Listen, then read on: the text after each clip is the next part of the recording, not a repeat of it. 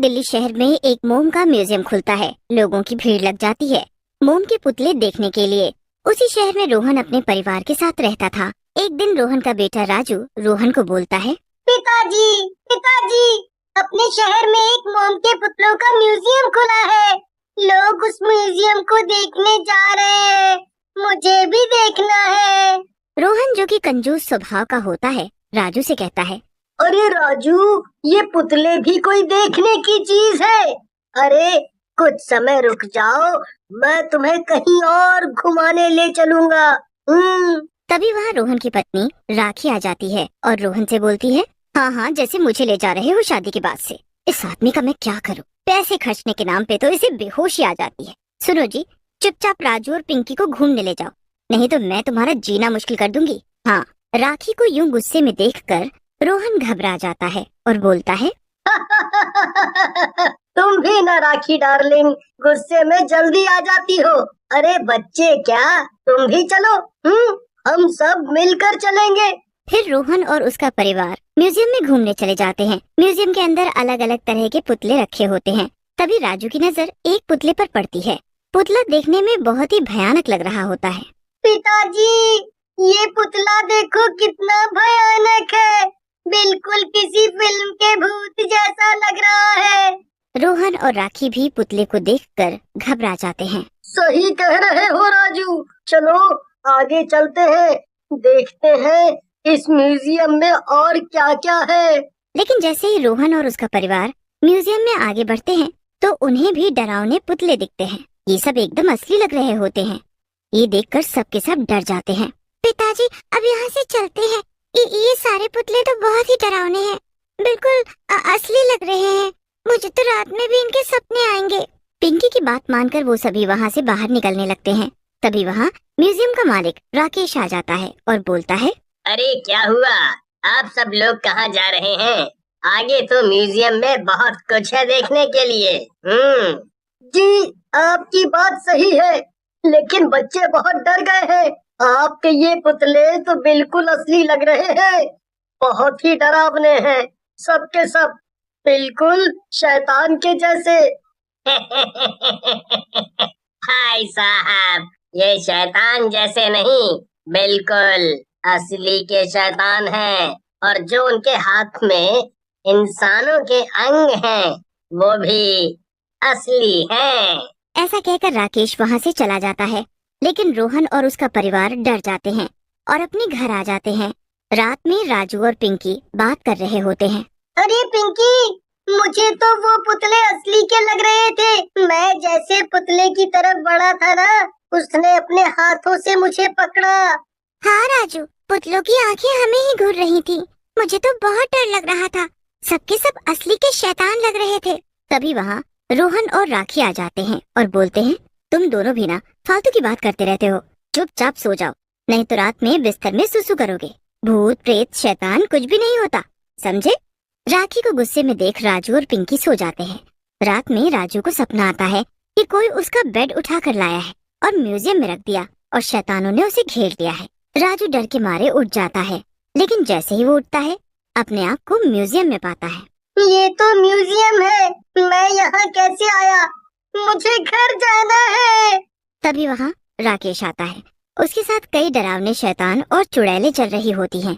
ये सब देखकर राजू डर जाता है। राजू बेटा, तुम्हें मेरी ये सेना लेकर आई है और अब तुम भी इस सेना में शामिल हो जाओगे। राकेश की बात सुनकर राजू रोते हुए बोलता है, ये कैसी बातें कर रहे हो अंकल? मुझे घर जाने दो, मैं यहाँ नहीं रहना चाहता। ऐसा कहकर राजू वहाँ से भागने लगता है, लेकिन शैतान और चुड़ैलें उसे पकड़ लेती हैं।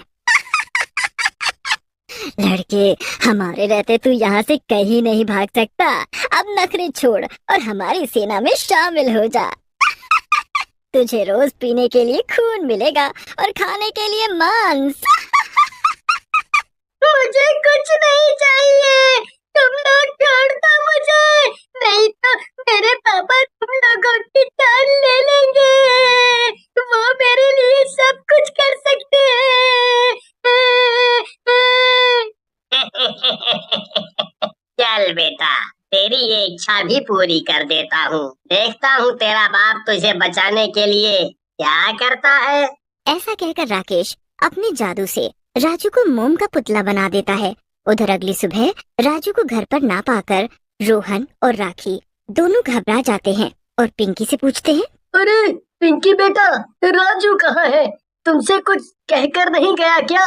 ऐसे तो वो कभी नहीं करता। पता नहीं पिताजी, मैं जब उठी तो भाई यहाँ नहीं था, पता नहीं कहाँ चला गया। रोहन और राखी पूरे दिन राजू को ढूंढते हैं, लेकिन राजू का कहीं भी पता नहीं चलता और रोहन रात में थक कर घर पहुँचता है। रोहन कहीं मिला राजू, उसे ढूंढ कर लाओ, वो मेरे जिगर का टुकड़ा है, अगर वो नहीं मिला तो मैं मर जाऊंगी।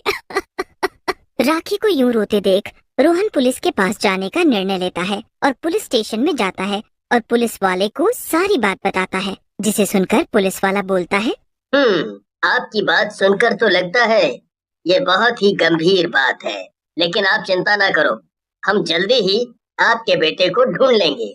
फिर पुलिस वाले के समझाने पर रोहन वहाँ से घर चला जाता है। रात में जब पिंकी सो रही होती है तभी वहाँ म्यूजियम के शैतान आ जाते हैं। पिंकी उन्हें देखकर जोर जोर से चिल्लाने लगती है। ये देखकर चुड़ैल हंसते हुए कहती है, तू कितना भी चिल्ला ले पिंकी, तेरी आवाज यहाँ से बाहर नहीं जाएगी।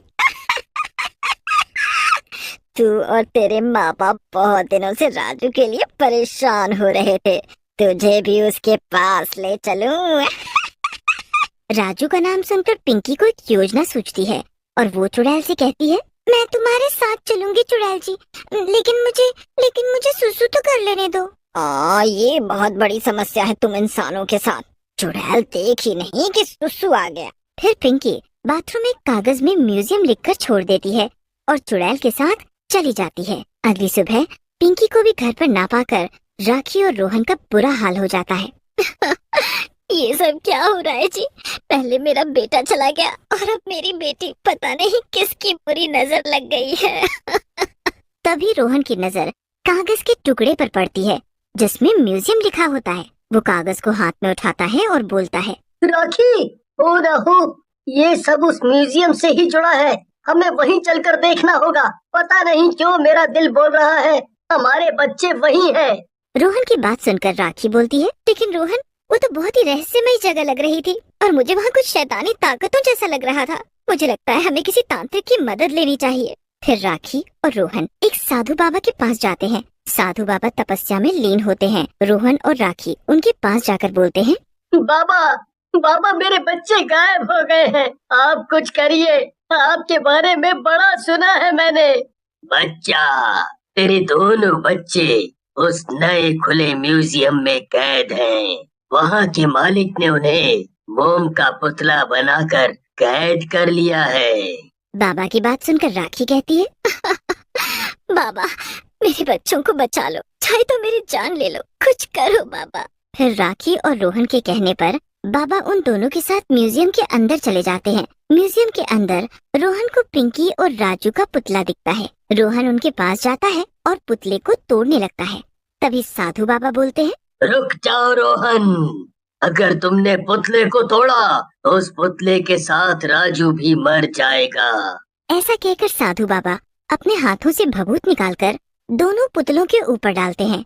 पुतले जलने लगते हैं और जैसे ही पुतले पूरी तरह जल जाते हैं, राजू और पिंकी उनमें से बाहर निकलकर बेहोश हो जाते हैं। लेकिन तभी राकेश अपनी शैतानी टोली के साथ वहाँ आ जाता है और बोलता है, इस बूढ़े ने तेरे दोनों बच्चों को मेरे जादू से अलग कर दिया, लेकिन अब देखता हूँ तुम सबकी और अपनी जान कैसे बचाता है ये। ऐसा कहकर राकेश शैतानों की तरफ इशारा करता है। शैतान उन सब की ओर बढ़ने लगते हैं, लेकिन तभी बाबा अपनी आंखें बंद करते हैं। बाबा के शरीर से एक चक्र निकलता है जो सब शैतानों की गर्दनें काटने लगता है। चक्र शैतानों को मारने के बाद राकेश की तरफ बढ़ता है। राकेश डरता हुआ कहता है, बाबा मुझे माफ कर दो, मैंने अपनी तांत्रिक शक्तियों का गलत इस्तेमाल किया। लेकिन वो चक्र नहीं रुकता और राकेश की गर्दन काट देता है। जैसे ही राकेश की गर्दन कटती है, म्यूजियम में लगे सारे पुतले जलने लगते हैं। लेकिन रोहन और राखी दोनों जैसे ही मुड़ते हैं, बाबा वहाँ से जा चुके होते हैं। अरे वो बाबा कहाँ गायब हो गए? लगता है भगवान का रूप थे। फिर राखी और रोहन पिंकी और राजू को लेकर अपने घर की ओर चल देते हैं। सुशीला एक गरीब भिखारिन थी। वो रोजाना सुबह से लेकर शाम तक सड़कों पर भीख मांगकर गुजारा करती थी। आज मंगलवार है, हनुमान मंदिर में काफी प्रसाद मिल जाएगा। शाम होने वाली है, मंदिर चली जाती हूँ। यहाँ सड़क पर तो कोई भीख नहीं दे रहा। सुशीला हनुमान मंदिर के बाहर भीख मांगने बैठ जाती है। मंदिर में आते जाते भक्त सुशीला को प्रसाद, पैसे और खाने पीने की चीजें दे रहे थे। सुशीला सारा सामान लेकर वापस घर की ओर चल पड़ती है। वो रेल की पटरी पार करके अपनी झुग्गी की तरफ जाने लगी। सुशीला जिस झुग्गी में रहती थी वो रेलवे स्टेशन के पीछे ही पड़ती थी। रात का समय था। अंधेरे में सुशीला को कम दिखाई दे रहा था। तभी सुशीला को किसी बच्चे के रोने की आवाज़ आती है। ये तो किसी बच्चे के रोने की आवाज़ है। वहाँ सामने कितनी तेज रो रहा है बच्चा। उसके पास कोई है नहीं क्या? जरा देखो तो। हे राम, इतना छोटा मासूम बच्चा इस रेल की पटरी पर कौन छोड़ गया? ये किसका बच्चा है? चुप हो जा बच्चे, चुप हो जा, चुप हो जा। सुशीला आसपास ढूंढती है, तभी वो देखती है कि एक औरत कराहती हुई उसे पुकार रही है। सुनो बहन, सुनो।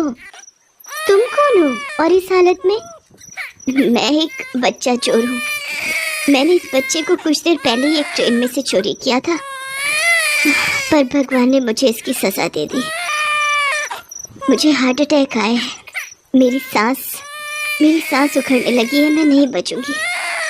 मुझे नहीं पता वो परिवार कौन था। ये सोने की चेन इस बच्चे के गले में थी। मैंने इसे बेचने के लिए इसके गले से उतार लिया था। भगवान मुझे माफ कर दे। इतना कहते ही वो औरत मर जाती है। वो रोता हुआ बच्चा अब सुशीला की गोद में था। सुशीला इस दुनिया में बिल्कुल अकेली थी। वो बच्चे को अपने सीने से लगा लेती है और अपने साथ ले आती है।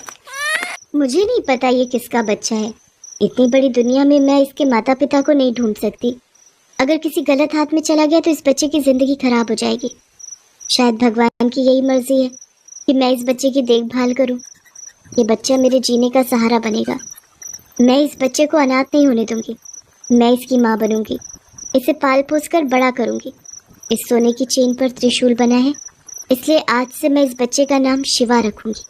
उस बच्चे के गोद में आने से सुशीला के अंदर मानो एक नई उमंग आ जाती है। वो उसी समय जाकर 10 रुपए का दूध खरीद कर लाती है और बच्चे को पिलाती है।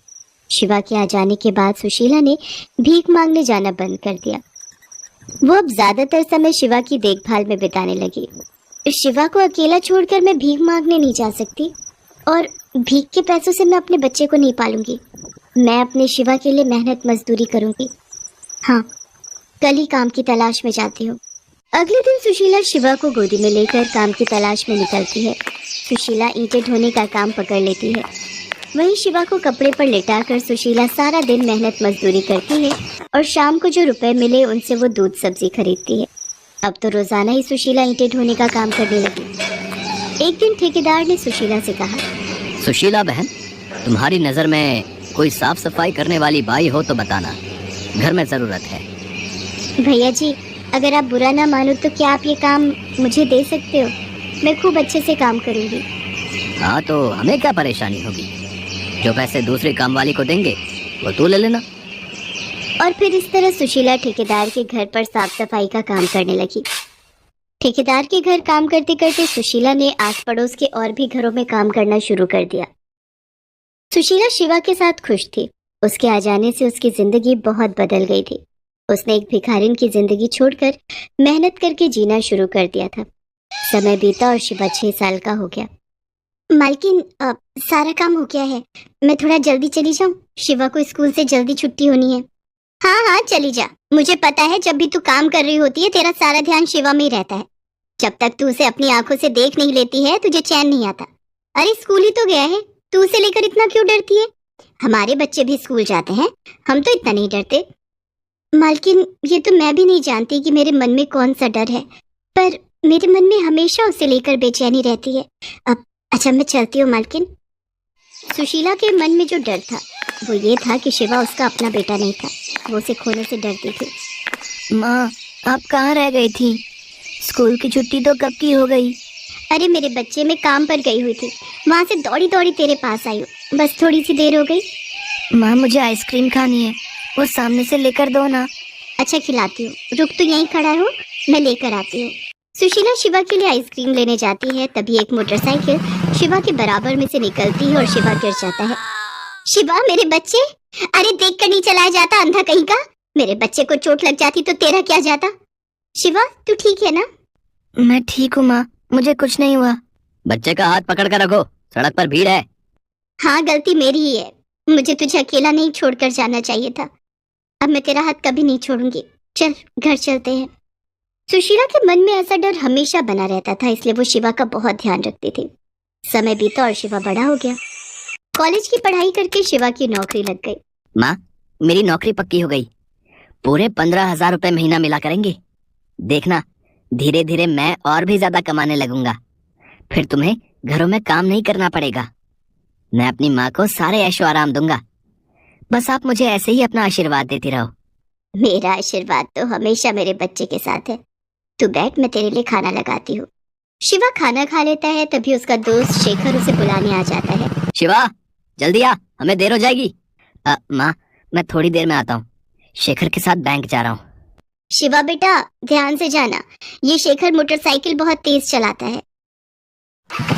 शिवा शेखर की मोटरसाइकिल पर बैठकर बैंक की तरफ चला जाता है। शेखर मोटरसाइकिल तेज चलाता था। अचानक सामने से एक गाड़ी आ जाती है और शेखर की मोटरसाइकिल का बैलेंस बिगड़ जाता है।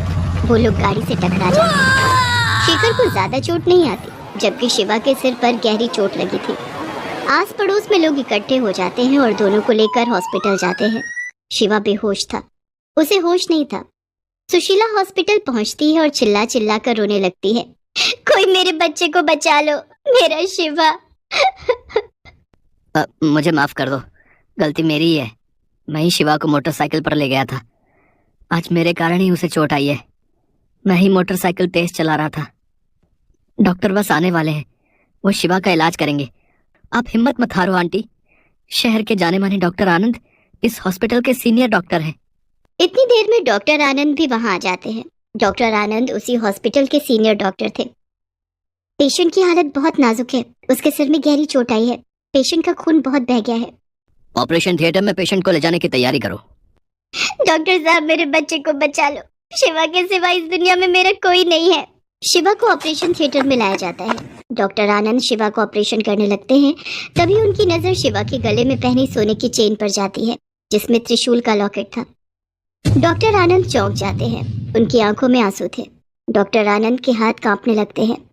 वो अपने आप को संभालते हुए शिवा का ऑपरेशन करते हैं और ऑपरेशन सफल होता है। आशा, हमारा सुमित मिल गया, तुम जल्दी हॉस्पिटल आ जाओ। क्या आप सच कह रहे हैं? हमारा खोया हुआ बेटा सुमित मिल गया? मैं अभी हॉस्पिटल पहुंच रही हूँ। शिवा डॉक्टर आनंद का 22 साल पहले खोया हुआ बेटा सुमित था, जिसे वो औरत सुशीला को देकर गई थी। डॉक्टर आनंद और उसकी पत्नी को सुशीला से सारी सच्चाई पता चलती है। शिवा बेटा, तुम्हारे असली माता पिता यही हैं। मैं तुम्हारी कुछ भी नहीं, मैंने तो सिर्फ तुम्हें पाल पोस कर बड़ा किया है। नहीं माँ, तुम मेरे लिए मेरा भगवान हो, मेरे लिए सब कुछ हो। जिस माँ ने मुझे पाल पोस कर बड़ा किया, मेरी हर दुख हर संकट से रक्षा की, आज मैं उस माँ को छोड़कर अपने असली माता पिता के साथ नहीं रह सकता। मेरे लिए आप सब कुछ हो माँ। शिवा सही कह रहा है, आपने जो किया है वो कोई नहीं कर सकता। शिवा मेरे बच्चे, हमारा भी इस दुनिया में तुम्हारे सिवा कोई नहीं। आज से तुम्हें और सुशीला बहन को कहीं जाने की जरूरत नहीं, हम सब मिलकर रहेंगे। शिवा के लिए सुशीला ही उसकी माँ, उसकी सब कुछ थी।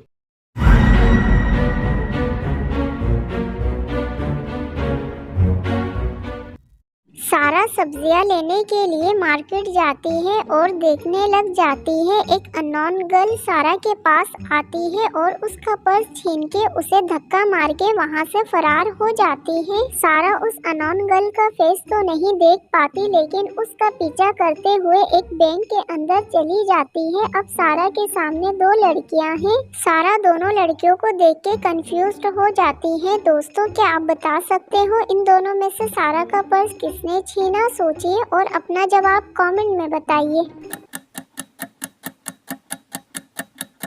इन दोनों में से सारा का पर्स ऑप्शन बी ने छीना है। ए का हाथ फ्रैक्चर है और उसके बराबर में कोई पर्स नहीं है। इसका मतलब चोरी ऑप्शन बी ने करी है। जीनियस, क्या आपने भी ऑप्शन बी सिलेक्ट किया था?